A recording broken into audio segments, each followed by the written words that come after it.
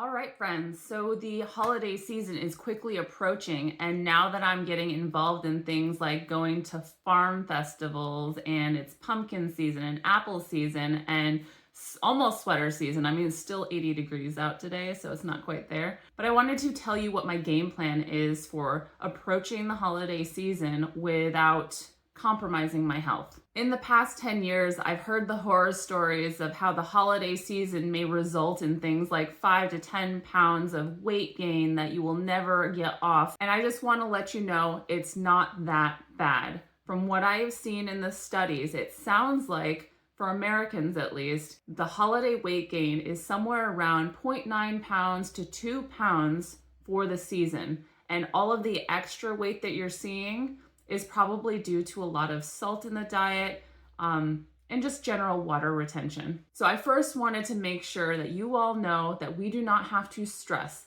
You can still enjoy some life without having to stress out about it, because we also have to consider what stressing out might do to our overall health as well. But I still wanted to talk about some of the strategies that you might want to implement, because health isn't just about what we're gaining. But I will say that part of the issue is that weight that we gain during the holidays apparently tends to stick with us. And so if you're gaining 2 pounds every holiday season throughout 10 years, you're going to be 20 pounds heavier than had you not just tried to implement some strategies to make sure that doesn't become an issue. So on the one hand, it's not a big deal because it's only a couple pounds. But on the other hand, those couple pounds might not come off by the time summer comes around. So here are a few low stress tips that I will be doing myself to make sure I'm in really good health. Because health isn't always just about how much you weigh or how much you're gaining through the holiday season.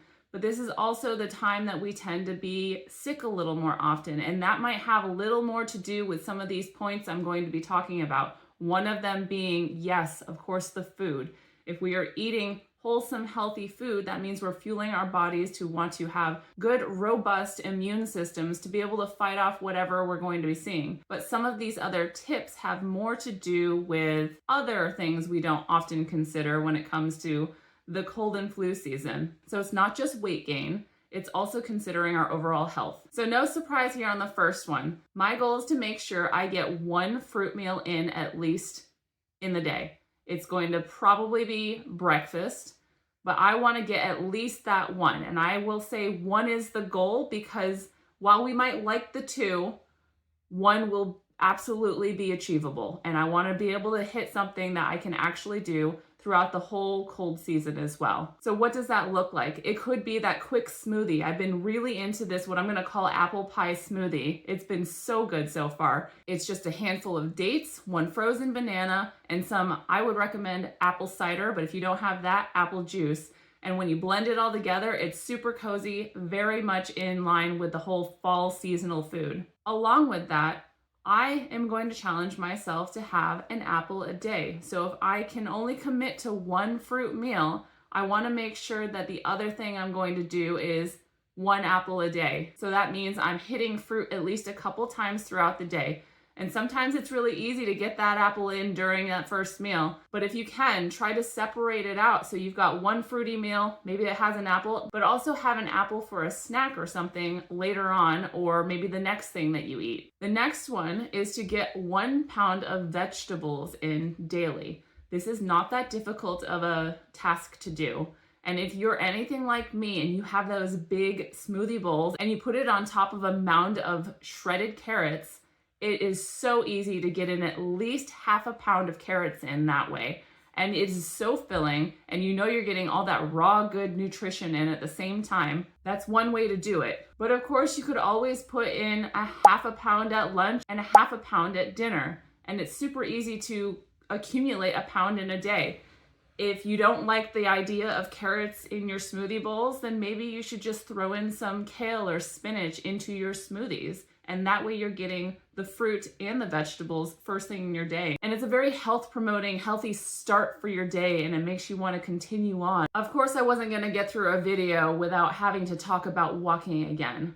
I'm not going to suggest anything extreme though. So 20 minutes, just 20 minutes a day, but make it every day. Stay consistent with it. So 20 minutes of walking means you're not only getting in some exercise and moving your body and getting your lymph flowing, but you're also getting outdoor time in. So I would suggest 20 minutes a day of outdoor walking. This is something that I think contributes to being sick all season long. People go inside and they don't see the outdoors until spring hits again.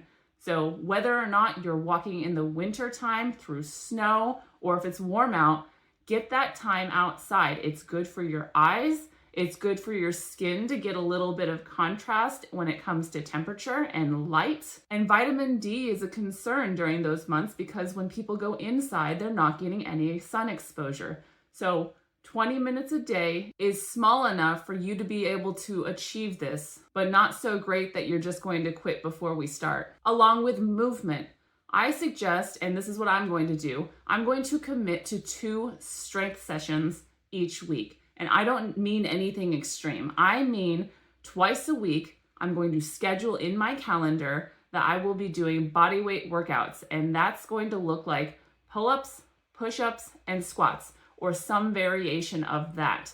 If I want to do more after that, I do more after that. But as long as I get those 3 things in, I'm going to call it a win, and I got that in. This will be more of a maintenance sort of thing, but if you can at least maintain your strength throughout the holiday season, this will be better than if you were doing absolutely nothing at all with the excuse of having so much to do during the holidays, during the school season, that everybody decides to quit and just do nothing. Getting in something is better than absolutely quitting and doing nothing. So if you can't do the big 1-hour-long classes or get to the gym 5 days a week, don't stress about it.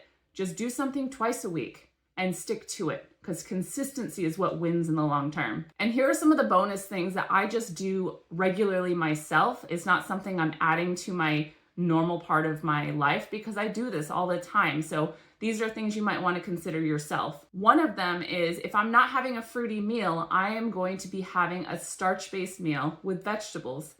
I'm not saying you have to do 50-50 plates. It's not the goal. The goal is to try and get something wholesome and filling in so that when it comes to trying to indulge in something that's delicious and holiday season-esque, you're not going to make a meal of the treats. There's nothing wrong with having treats, but when you're making a meal, and I mean by sometimes we get those Dutch apple pies from the farm stand, and my husband, I know he can eat a whole pie to himself. Let's have a pumpkin soup with some rice on the side and some steamed kale. Eat that and then have a slice of pie. But we're not eating the whole tin of pie. And this strategy will make you feel really good as well, because I don't know if you've ever eaten a whole bunch of apple cider donuts or a whole big thing of pie, but you're not gonna feel good afterwards. And this will not help you stay healthy throughout the season. And this other tip is pretty controversial, as I used to be somebody that would say never do this, but now I do it every single day.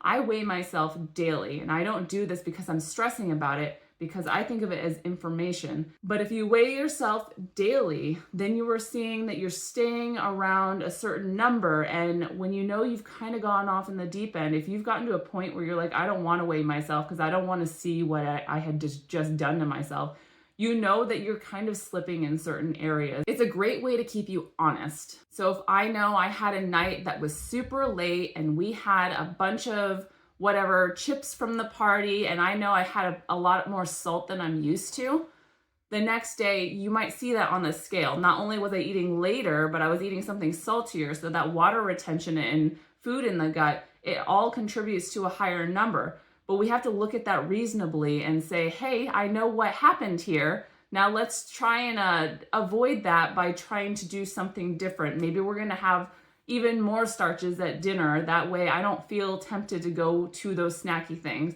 And realistically, for me at least, it's not like I have chips in my house ever. It's one of those things where you know it's a one-off. Oh, we went to somebody's house, I had a handful of chips, and we're just gonna forget about it because that's not part of my normal. And we're not going to stress about it or be anxious or angry with ourselves about it. But it's the weighing myself that'll give me that information so I know what's going on. And somewhat, it kind of helps me want to stick with my fruit first. You know, it helps me out.